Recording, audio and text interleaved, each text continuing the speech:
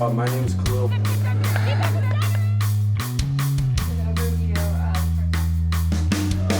Admittedly.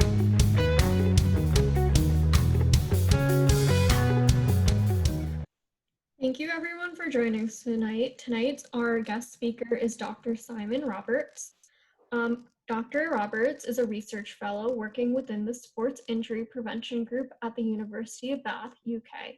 He's responsible for managing Rugby Football Union, funded injury surveillance and prevention projects in the English men's community game, British University Rugby and English Championship, while also supervising doctoral research in the school game. The data provided by these projects has recently formed the basis for new injury prevention strategies and is complementary to current work using video analyses to further investigate injury risk factors. Dr. Roberts also supervises doctoral studies in vestibular oculomotor rehabilitation following concussion in rugby union and in the assessment of the physical demands of officiating in rugby union. He is also an editor for the match analysis section of the World Rugby Science Network. So, please, Dr. Roberts, if you could please share your screen.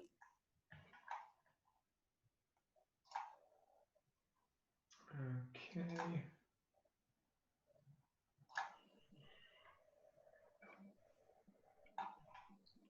Can everyone see that? I will go into. Yes.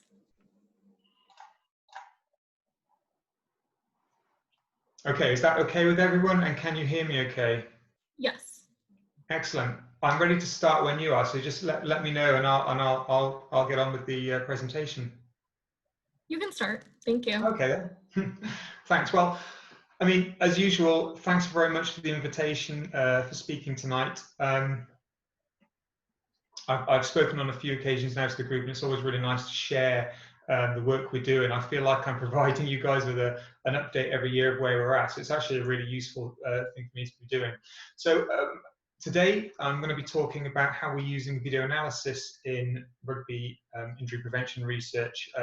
Forgive me if you guys are okay with some of this terminology, and so I'll try and go slowly, but obviously you know some of the terms already. So I'm lucky to be part of the University of Bath group. We mainly specialise in rugby injury prevention research, but actually we've expanded our title now to Sports Injury Prevention Group because we work in cricket, gymnastics, and a number of other sports, so we're really expanding that. But yeah, there's a really talented group that you can see there on the screen. In better times where we could be more closer together in the IOC conference at 2017, and we hope to get together in what was now be 2021. And I'm lucky to be part of a very talented team of biomechanists, behavioural psychologists, and obviously epidemiologists.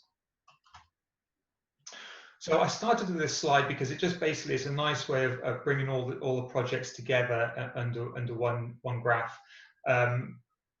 And it's just to show the breadth of the surveillance projects we have going at the moment, right through from international on the left-hand side of the screen, through to our school-age rugby union.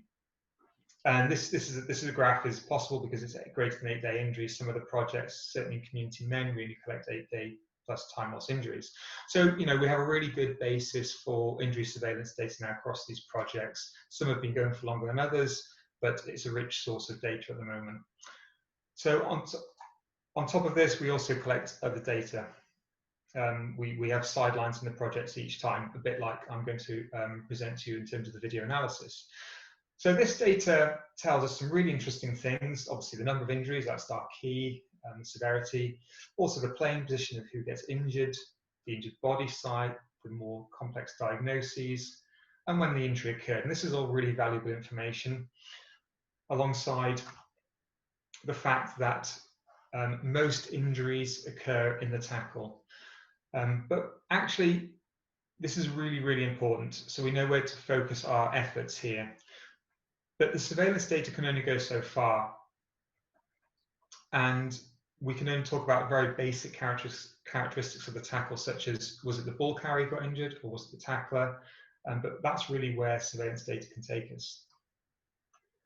So what is the actual mechanism of injury? And this is where we go down the route of looking at video analysis and match coding. So this allows us a more advanced understanding of event mechanisms, and therefore we can understand the actual risk factors of injury. What is it that happens in the tackle, and therefore where do we intervene? So when I'm talking about match coding, and again, forgive me if you guys are ahead of this and you already understand this, but this is kind of the screen we're looking at on our coding software. So we have a file of the match footage alongside a code window of all the events that we'd like to code. And the code window we design ourselves in the performance analysis software. We use Naxport, but there's a plethora of other sports coding software options out there. So this particular coding window, again, like I said, is just to code very basic things like the number of tackles, the number of rucks, mauls, etc. And then we've also created a code window for understanding more about the tackle. So where does it happen on the pitch? How many tacklers are there? The direction of the tackle, the speed of impact, the body positions, and the head contacts. Obviously, this is really important. A lot of our coding and our interest in the tackle revolves around, of course, concussion risk. So this is how we understand more about each tackle event. And obviously, this is quite a big undertaking because you're determining all these variables for every single tackle that you code. So it's a time-consuming process. And what's been a really important recent development was the consensus video analysis framework by a group who's convened by Dr. Shreve Hendricks, who works in Cape Town, South Africa, and who's a very prominent researcher in understanding tackle risk and educating coaches on that. And I was lucky enough to be part of that group. And basically, it was an opportunity to bring together different thoughts on how to what variables to include in tackle coding templates. There's a few groups around the world now who are doing this, and we thought it was really important that we aligned efforts. So we've been making a big effort to be part of that, and we're working with colleagues in Calgary at the moment, and also talking to other colleagues in Stellenbosch in South Africa. And of course, if you guys are ever interested in using video analysis and going down this route, or maybe you are already, I'm very happy to talk about and share some of the definitions that we're using. So I'm going to take you through 3 studies that we've got at the moment that involve video analysis. The first one is the study we did on tackle height. So the question here was, does reducing the height of the tackle through law change in elite men's rugby reduce the incidence of concussion? So actually the premise was actually very simple. We just took what was the standard law for tackle height, which was at the top of the shoulder below the neck, and we introduced a law to reduce that line of the tackle height to the line of the armpit. And this is based on previous research in elite rugby that showed that the risk of concussion was lower when the tackle height was lower as well. It's also one of the easiest ways to intervene on the tackle, simply reducing that height. So the methods for this was we used English rugby championship teams. So in England, we have lots of tiers of rugby. The top one is Premiership, and that's obviously the top level of clubs. The Championship is our second tier, so it's still a professional level of rugby, still very good. We did this over season 1920. So it was a single prospective cohort study and a single group intervention over that one season. So simply, in the first 9 rounds of league matches, that's 54 matches in total, we just used the standard laws.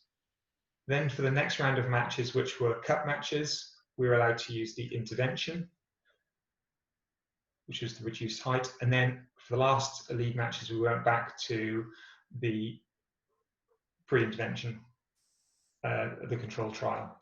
And this was really designed around logistics, in that the clubs and the coaches and the referees would really only let us mess around, let's say, with the tackle height for cup matches, which weren't deemed quite as important as the league matches.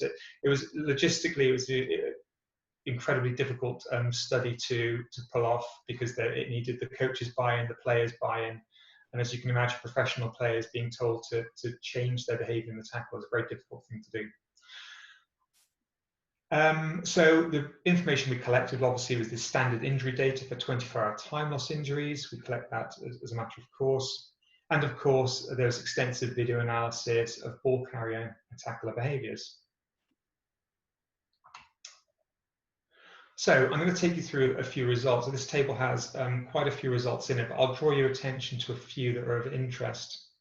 So these are the characteristics of the tackle. Firstly, the type of tackle. So active shoulder tackles are when the tackler makes a forceful tackle. They drive the ball carrier back. Passive is when the ball carrier makes some momentum over the tackler.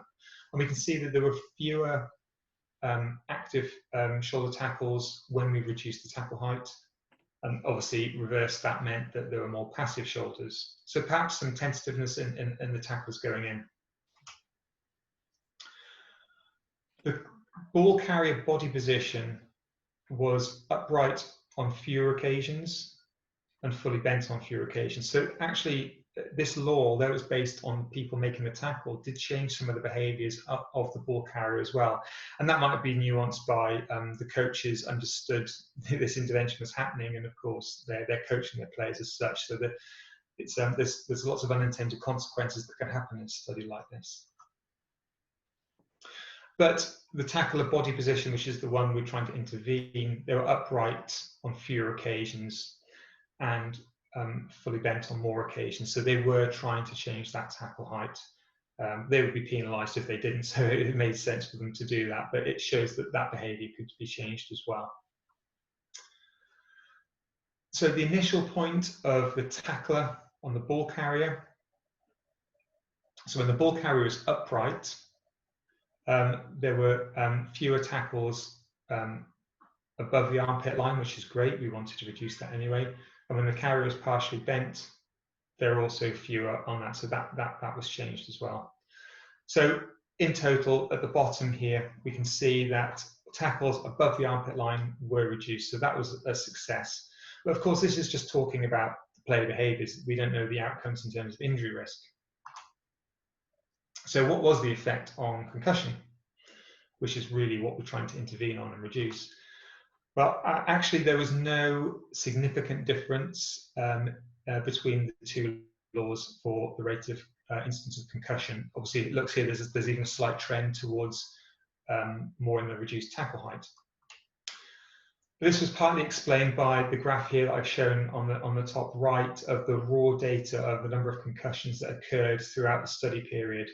And we can see that in the grey box here, which contains the concussions for the intervention period, there was an anomaly of 12% for 1 week, and we never worked out why. It was just a relatively free occurrence, but that did throw the sort of general trend, but still there wouldn't have been much difference in the concussion risk anyway. So there's no overall difference, and there was no difference for the ball carrier. The one finding we did get was that the tackler had a high incidence of concussion in the intervention trial.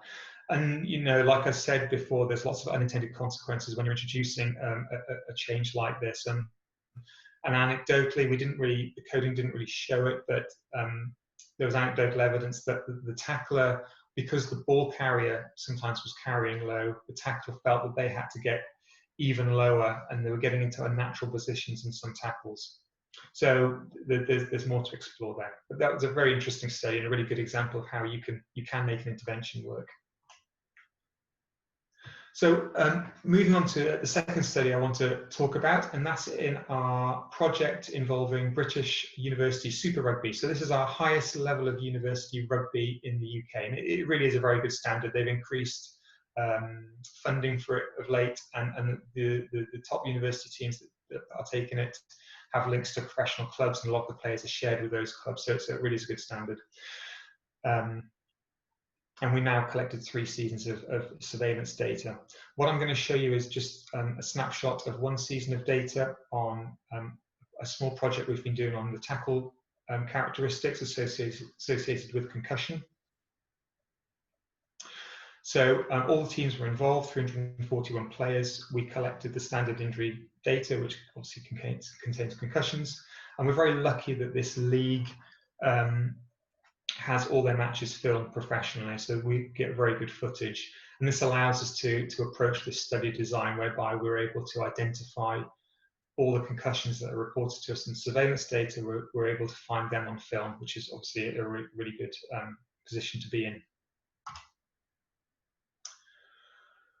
So some of the results have showed us from the surveillance data that the incidence is largely comprised of injuries in the tackle, so both being tackled and tackling. The severity is not that much different.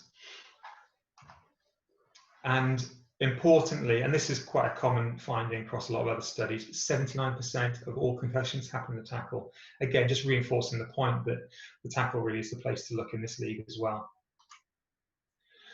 So the way we approached this, we took out the 34 tackle-related concussions that were reported to us. There was 43, I think, concussions in total, but obviously 34 were only in the tackle.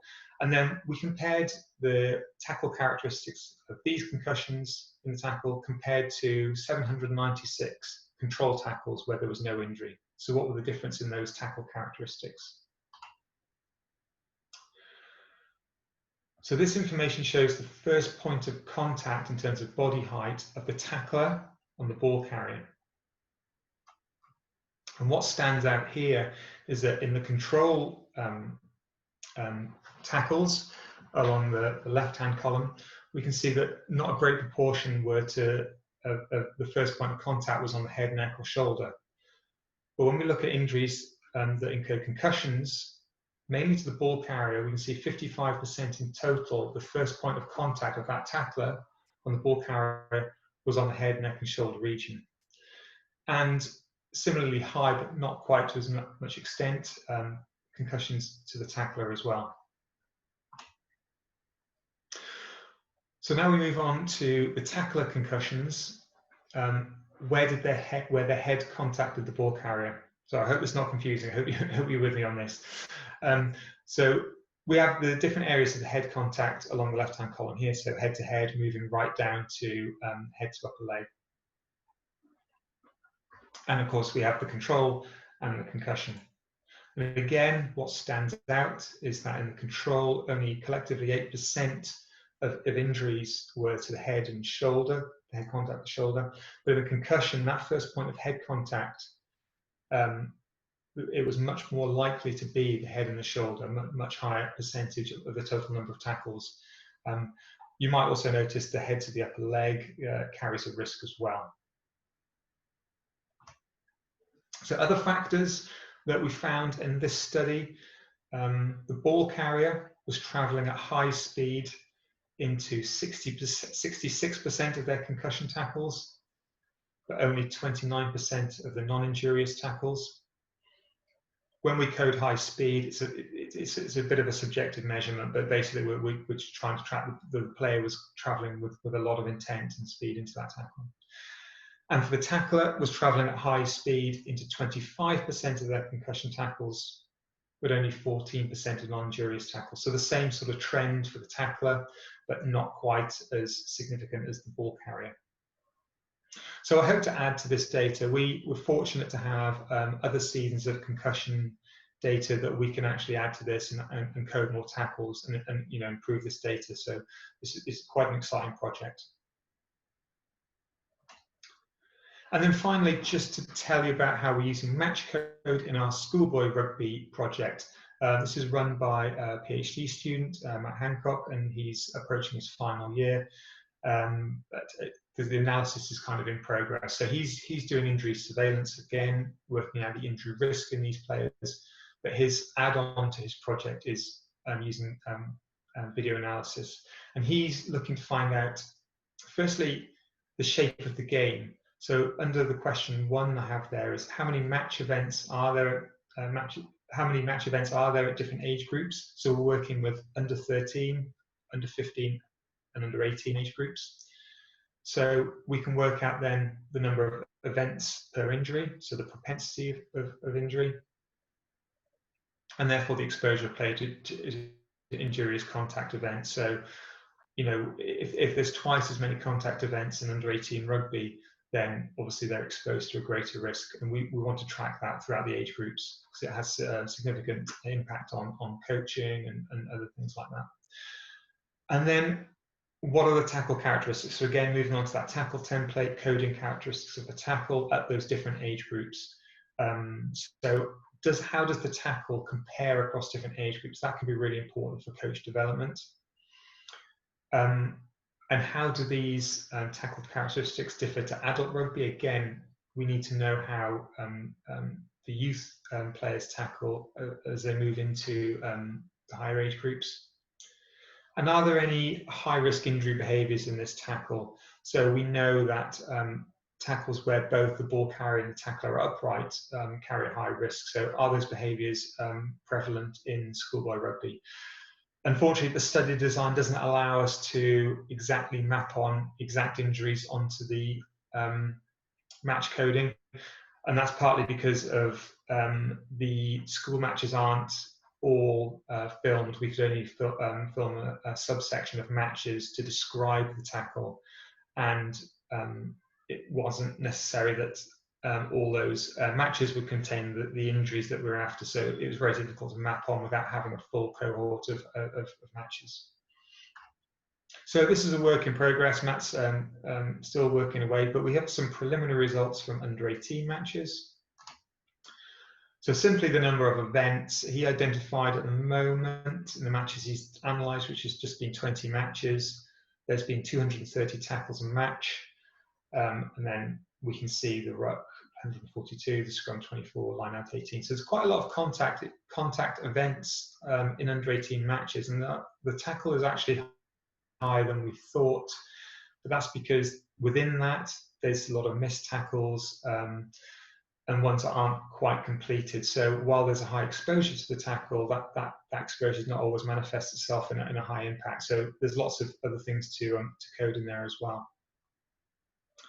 So in terms of the tackle characteristics, so far he's been able to tackle 747 tackles from just under 18 matches. And we identified those as any attempt to stop or impede the ball carrier, whether or not the ball carrier is brought to ground. That's a standard definition that we use. So the type of tackle, I've described active and passive previously. So a lot of passive tackles, which, that could be an important finding for the schoolboy compared to the adult rugby, in that a high proportion of passive, and perhaps these players don't yet have the power to be hitting their opponents backwards. So that might be a characteristic that's important in injury risk. The direction of the tackle is probably pretty standard. And the speed of the tackle, beg your pardon, I'll go back, has been identified as well in terms of static, in motion, high speed. And that's pretty much what we'd expect at this point for those. A lot of just in motion tacklers, and that's quite a broad range of not being completely still but not traveling at high speed, and that's why most fit into the in motion category. And then the body position. So, we code these in exactly the same way as we do for the adult matches. And I think something important just to flag up here, I mentioned before that when the ball carrier and the tackler are both upright, that risk of injury has been shown to increase in other studies. And they think that's obviously because if both upright, then the heads are at the same level, then there's more likely to be a head-on-head collision, or perhaps even a head-on shoulder. And the tackler seems to be upright going into 35% of those tackles. So that might be something that we can intervene on later, really important information.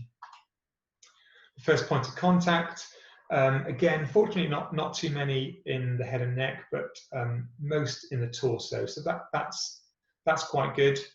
But obviously we want to reduce the shoulder and armpit level as well. So those are the three studies I've just summarized. I hope that's useful. So I think my final thoughts on video coding as a summary, it's a really important step in understanding injury mechanisms in rugby. We only truly know how they happen by doing this quite extensive and sometimes time-consuming work. We've discovered along the way, it's really important to align definitions with other researchers and aligning with the consensus statement that's come out. So just like in the surveillance data where we can make comparisons between studies and study groups, we can do this for tackle and other coding work. And allow plenty of analyst time. I said something I'd say to anyone: it's a real time-consuming process to get set up, and of course to code the tackles. And potential pitfalls, in my experience, you know, poor quality match footage really doesn't help. In Matt's footage, some of it is great quality. He has a lot of unknown sections where he wasn't able to code things. So you really need to get footage where it's zoomed into the contact event. Insufficient footage. So unfortunately for our schools, when we're not able to map on the injury data because we don't have enough matches with the injuries in. Again, poorly defined variables. So, you know, it's just tying up and making sure those tackle characteristics are well defined. And finally, my favorite tweet of the year, I just found this one from Professor Roald Dahl, obviously a leader in our field, and I snapped this Twitter and took it away for use in presentations like this, because he was just tweeting about the consensus statement that we came out, and he was, you know, he says, I wonder what's been the most useful guide in preventing injuries. Is it prospective cohort studies looking at risk factors, or using systematic video analysis to examine the mechanisms? I would say the latter. And you know, he's given a good nod to rugby. No, not the University of Bath group in particular, but to rugby in general, because he understands that they're taking this quite seriously and they're doing some extensive work. So it's a good nod to all the rugby researchers out there. So thank you for listening, and I'm happy to take any questions. I hope I haven't gone on for too long, but yeah, we can discuss any more if you like, or at a future date. No, thank you so much, Dr. Roberts. As usual, always interesting and always thought-provoking. I think that's the best way I can describe your work over there that you guys have been working on. If you don't mind, we can take a quick picture, if everyone can turn their cameras on, so that before, in case Dr. Simon Roberts has to go to bed. Is mine on, Victor? Can you see me? I cannot see you yet. Sorry. My camera's not great. It might be a bit. Oh, you're very handsome, Dr. Roberts. Don't worry. I think. Yeah, it's not a great camera on this laptop. It's all good. All right, we'll just wait 1 second. All right, there we go. Great, thank you. All right, we'll smile for this. All right, got you guys. All right, thank you, Dr. Roberts. Dr. Roberts, I guess I want to bring up 2 points. I had wanted to ask, one was the use of speed. Did you follow the Fuller study in which he did jogging in between, or did you just do static movement and then high speed, or did you have the intermediaries as well? We just had three categories. Static. You know the paper I'm speaking about, sir, right? Yeah, Colin Fuller study. Yeah, I think so. I forget exactly what categories he used. We used static, and then in motion, and high speed. And you know, when I'm talking about definitions, it can get quite subjective.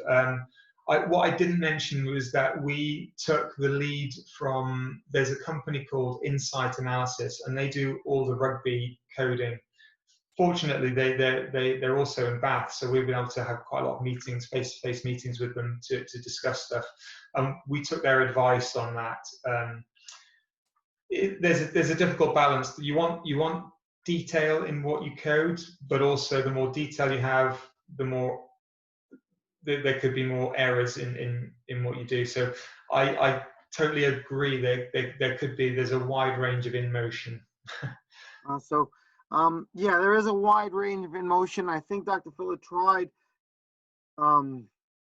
gauging the spectrum of it, because it's always hard, even more so in 15s.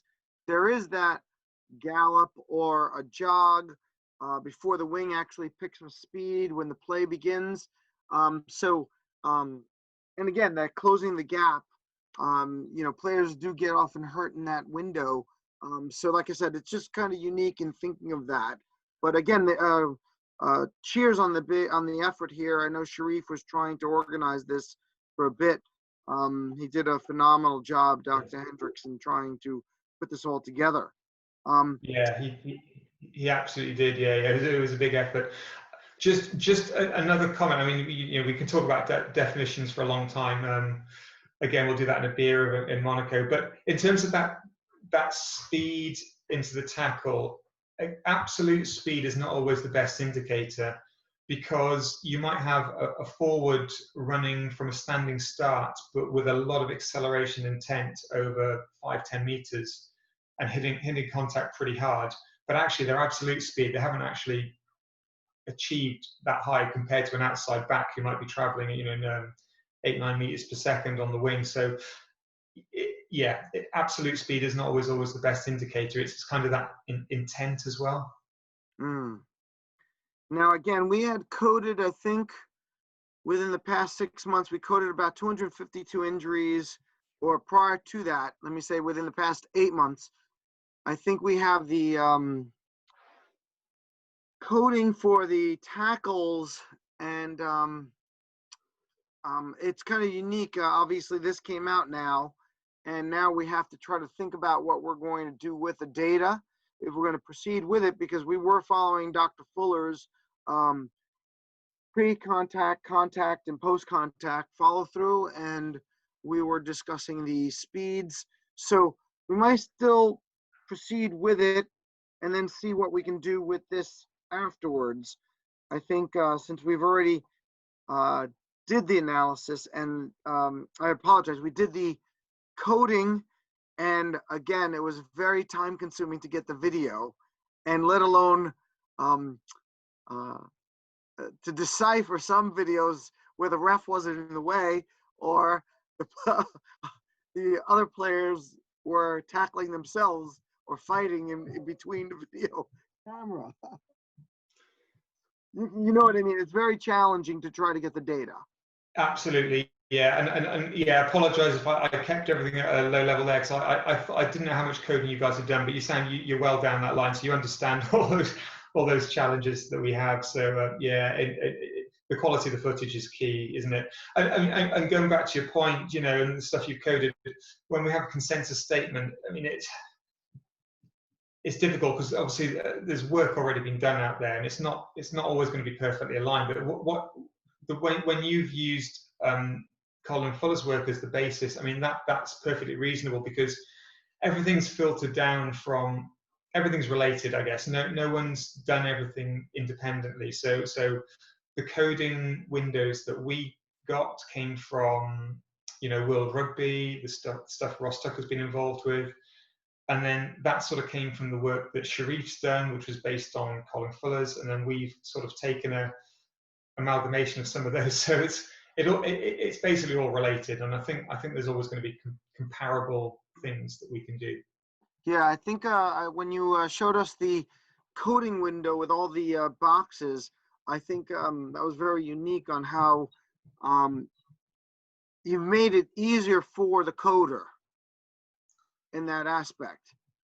But I guess the biggest challenge is, and I always find this, that even with the reporting of the injury surveillance work, there are still injuries that fall out of those windows. There's not a box you can check off. Yeah. And it always leaves you with that challenge of what do you do with that data at the end of it. So anyway, more importantly, I did want to ask one more point on the analysis, and that is, how many coders did you use to try to receive a kappa coefficient appropriate?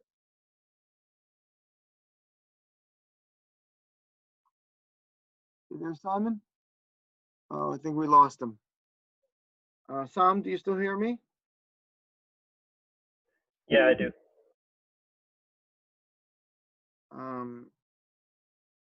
Okay, let's see if he unfreezes. Maybe it's too late there. So everyone, what I was talking about just now is that I'm asking Dr. Roberts possibility or the potential of, so we have 3 coders or 3 people that look at a video clip, and then one of them will decide on whether it's a high tackle, one of them decide it's a, waist tackle, or one of them will say, or 2 will say it's a high tackle and 1 will say it's a waist tackle. So at that point, then the agreement is 66%. And that's what we're talking about, the kappa coefficient of evaluating the correctness of the coding and coder. And that's why we always try to do the coding and that by healthcare professionals, or at least people who have been trained with us for a very long time. Did we get him back, Sam? No, I just tried to send him an email with the link again. Well, I mean, in the meantime, if he comes in, I guess we can just move on to discussion. If you want, Dimpy, if you want to take over and end the phone call. Okay. So thank you everyone once again for attending tonight. I'd like to especially thank Dr. Lopez and then Dr. Roberts, who's no longer in this phone call. He's coming in now. Oh, okay, just so give us a moment. Hi, Dr. Roberts, can you hear us? Yeah, I'm so sorry. My internet went down. It's been in and out all day. Can you hear me okay? Yes. Sorry, I'm on my phone now. So, sorry, I do apologize about that. Not at all, Dr. Roberts. Thank you for joining back up with us. I just wanted to actually just ask you about the coders. Did you guys take that into consideration? So, in terms of reliability work on that? Yeah. Yeah, so for the championship one, the tackle height one, the professional coders did it, and so they've got their own internal reliability system set up. So I wasn't sure exactly how they did that, but they have all that sorted out. At the moment, for the schools work, only Matt has done it, and he's doing his reliability pretty much at the moment on that.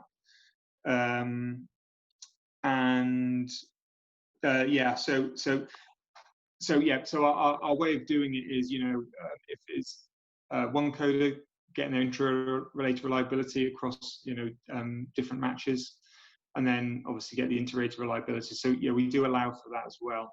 But that's kind of a bit of a work in progress on some of the projects.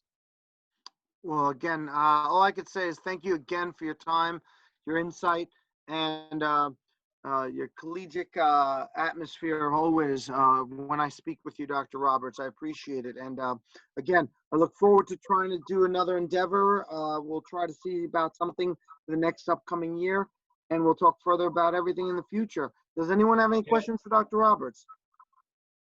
I have a quick question. Sure, please.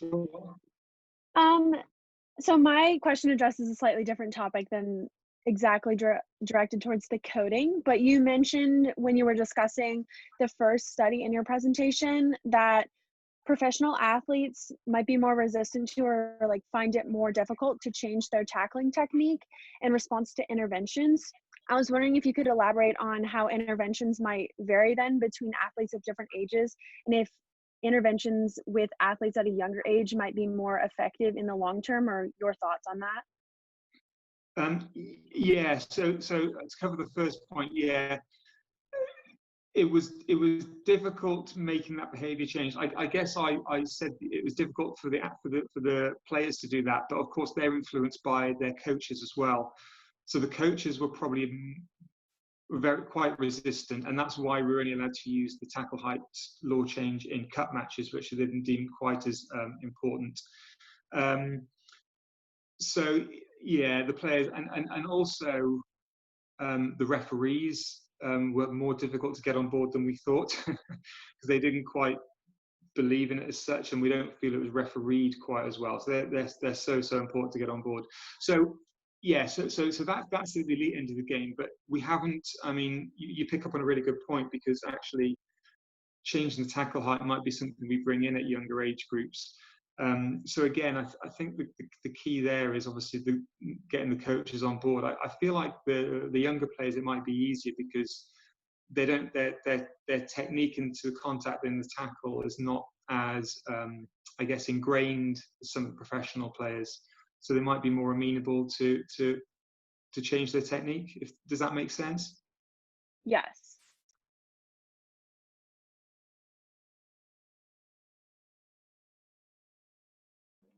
Dr. Roberts? Yeah. No, okay, we're just seeing if you're. Sorry, yeah, I'm still there. Yeah. That's good. I hope that answer, is okay. But yeah, there could be some tackle height interventions in the future. I think each one, is a real challenge when you're actually changing laws. But we can describe stuff as much as we want. We need to put interventions in place. It's always very difficult trying to implement them like you had done with the championships. It's always hard. Yeah, I wasn't the one doing that. There were discussions way above my station on that, and I think it was quite a difficult thing to do. So yeah. Well, thank you again, Dr. Roberts, and No, it's a pleasure. everyone, let Dr. Roberts go to bed now. I'm sure the children are going to be getting up before he does. All right. No, that's okay. Thanks, and good to speak. And let's stay in touch, and we'll work together soon. Good. I'm glad, and I hope everyone is safe in your circle. All right, sir. All right. Yes, thanks a lot. Yeah. Okay. Good night. Good night, then, Dr. Roberts.